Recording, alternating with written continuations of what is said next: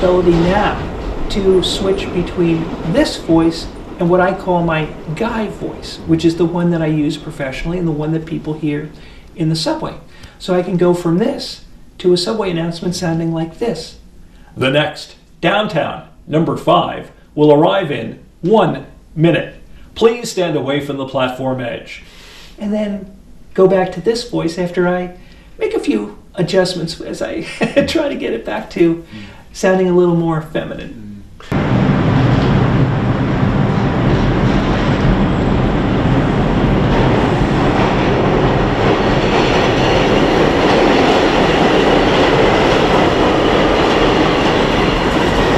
There is a downtown local 1 train to South Ferry approaching the station. Please stand away from the platform edge.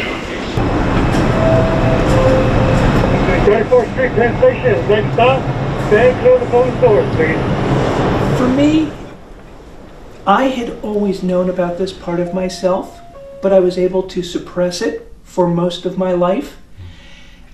It finally got to the point where I could no longer suppress it, and I needed to do something about that. I think there were a few reasons that I decided to start presenting and being seen by the world as a woman. One of those was my age. I wanted to experience this before I eventually die.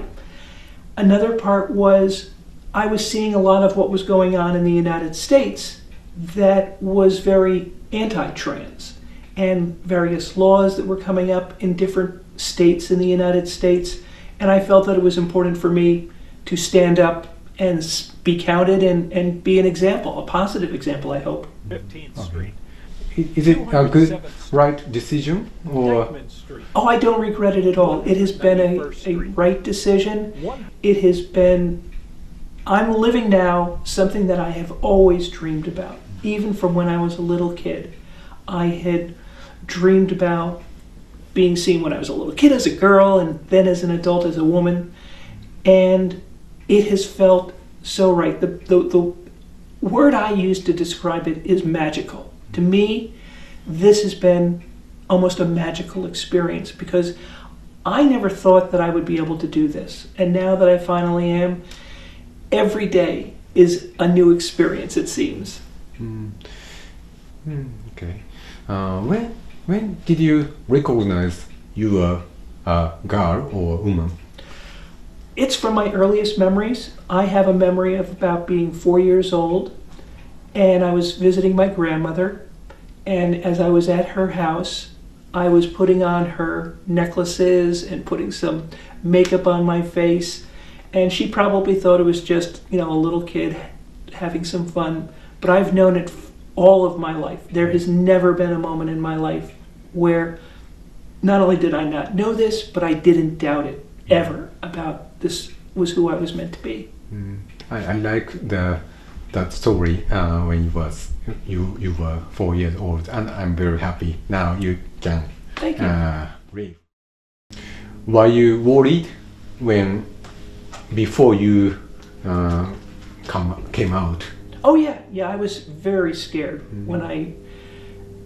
before I started sharing this. I was afraid of how my kids would react. I was afraid of how my friends would react. I was afraid of how my colleagues would react. But without fail, it has been a positive reaction that they've had, and they've reassured me that they like the old version of me, and they like the new version of me as well.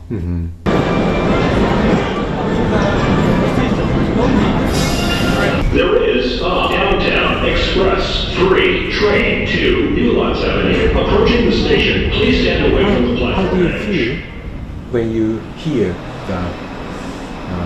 your male voice in a subway station or places like that? I feel good about it because I worked very hard at developing that voice.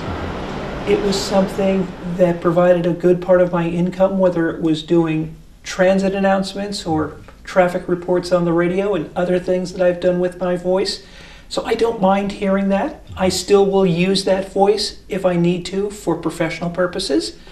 So it doesn't bother me at all to hear that voice. In fact, it makes me feel good when I hear that voice, because I know millions of New Yorkers and millions of visitors that come to New York have heard that voice, and it's a very recognizable part of the soundscape of New York City these days.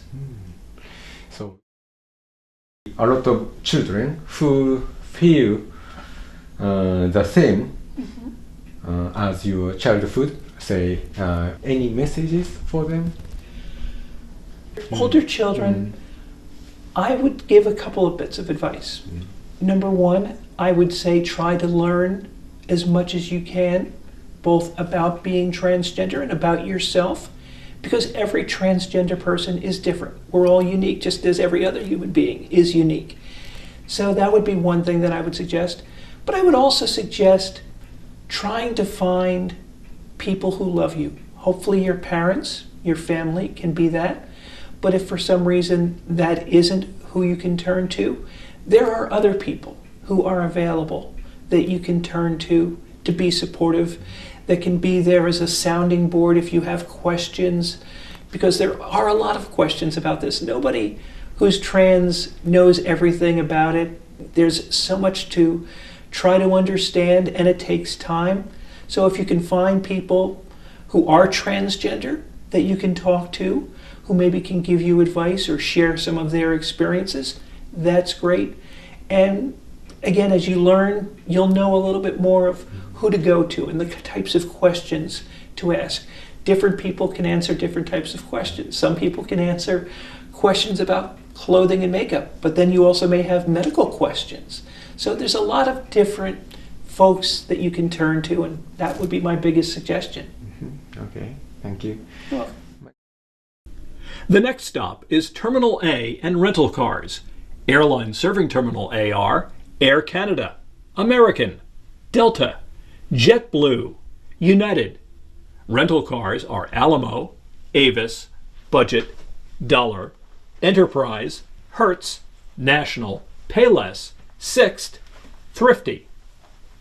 ニュースディグ